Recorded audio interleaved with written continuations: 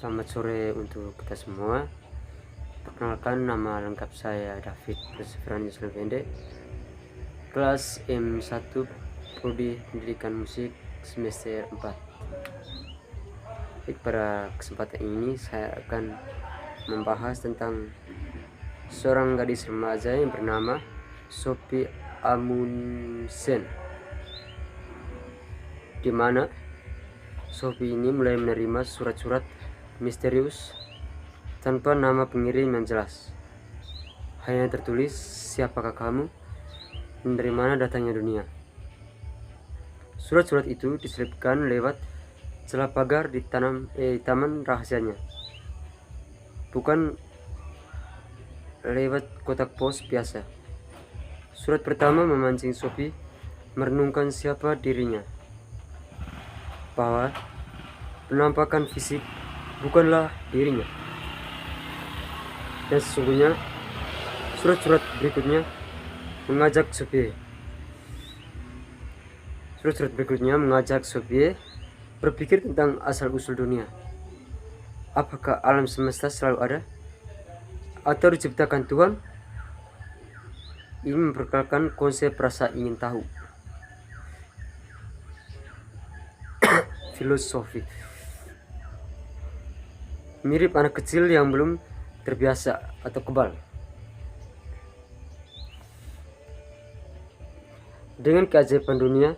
Sophie mulai sadar bahwa hidup itu penuh misteri dan kita seharusnya tidak menganggapnya biasa saja. Ada tokoh bernama Hilde Moller-Knack yang suratnya juga tersasar ke dalam. Sophie bertanda, benang misteri lain sedang dijalani.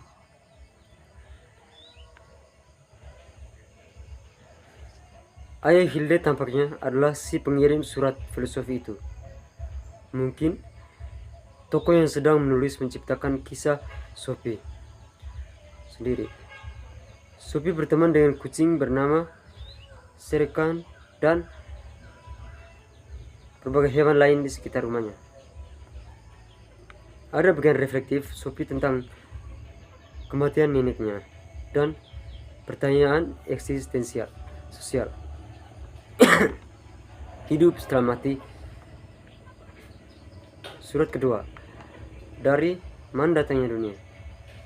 Filosof misterius mengajak Sophie bereksperimen, membayangkan dirinya sebagai orang Mars yang baru mendarat dan melihat dunia untuk pertama kalinya, untuk melatih rasa heran terhadap keberadaan dunia itu sendiri.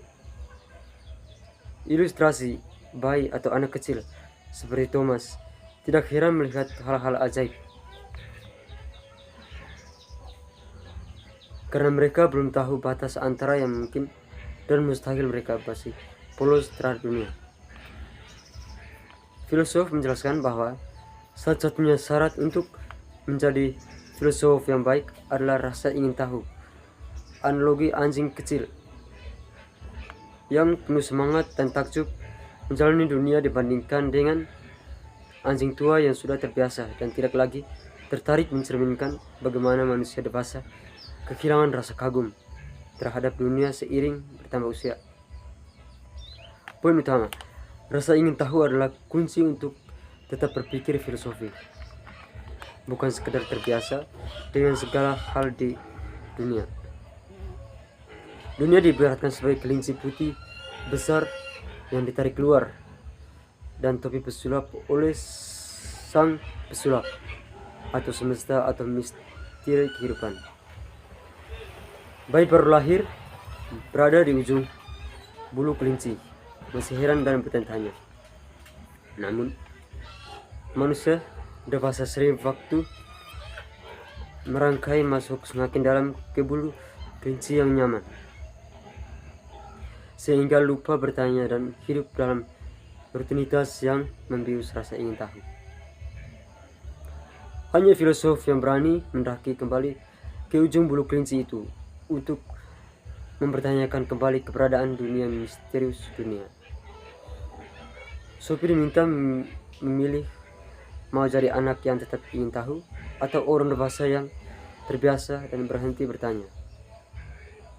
Sophie menerima kotak berisi banyak surat filosof sekaligus langka dengan kartu pos aneh yang ditunjukkan untuk Hilda Muller-Knack.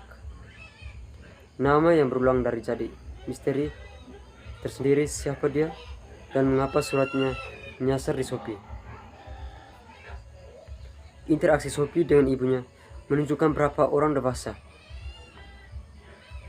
Ibu sudah terbiasa dengan dunia dan tidak lagi bertanyakan eksistensinya.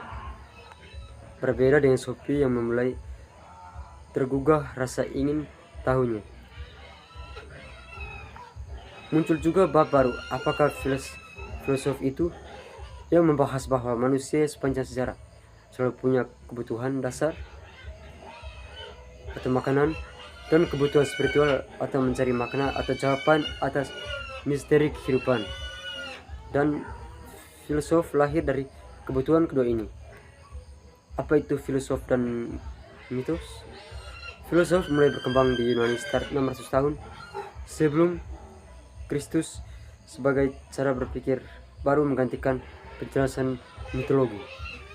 Sebelumnya, semua pertanyaan tentang kehidupan dijawab lewat mitos cerita tentang dewa-dewa yang diturunkan dari generasi ke generasi. Makna di balik mitos upaya manusia menjelaskan fenomena dalam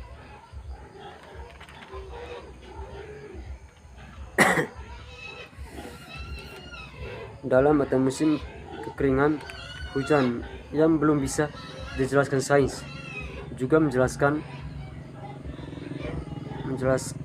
upacara keagamaan atau persembahan atau kurban sebagai usaha manusia melawan bencana. Peralihan ke filsafat. Filosof Yunani awal seperti Xenophanes 570 sebelum Masehi mengkritik mitologi karena dewa-dewa digambarkan terlalu mirip manusia atau egois atau curang. Mulai muncul gagasan bahwa mitos hanyalah hasil pemikiran manusia, bukan kebenaran mutlak. Struktur sosial Yunani atau kota-kota budak mengerjakan kerja kasar, memberi ruang bagi warga bebas untuk berpikir filosof tanpa mengantukkan pada mitos kuno lagi. Para filosof alam. Filosof Yunani awal disebut filosof alam karena fokus mereka adalah alam dan proses-prosesnya, bukan lagi mitos mencari satu zat dasar yang menjadi sumber segala perubahan. 3 filosof Miletus. Pertama, Thales, zat dasarnya air. Yang kedua, Anaximander, zat dasarnya sesuatu yang tak terbatas. Terus yang ketiga, Anaximenes, zat dasarnya udara atau uap. Filsafat modern. Sophie mempelajari romantisme yang menekankan perasaan kreativitas dan kebebasan individu. Setelah itu ia mempelajari Hegel yang menjelaskan perkembangan sejarah melalui proses dialektika. Kierkegaard menekankan pentingnya keputusan pribadi dan tanggung jawab individu. Selanjutnya, Sophie mengenal pemikiran Karl Marx tentang masyarakat dan ekonomi, Charles Darwin mengenai teori evolusi, serta Sigmund Freud yang menjelaskan pengaruh alam bawah sadar terhadap perilaku manusia. Inti bagian ini, filosof modern berusaha memahami manusia dari berbagai sudut pandang, seperti sejarah, ekonomi, biologi, dan psikologi. Penutup dan makna kehidupan menjelang akhir cerita. Sophie Albert menyadari bahwa mereka hanyalah tokoh dalam cerita yang ditulis oleh ayah Hilde. Mereka berusaha membesarkan diri dari kendali sang penulis. Pada pesta ulang tahun Hilde, batas antara dunia nyata dan dunia fiksi menjadi kabur. Pembaca memahami bahwa filsaf bukan hanya kumpulan teori, tetapi cara berpikir kritis untuk memahami diri sendiri dan dunia.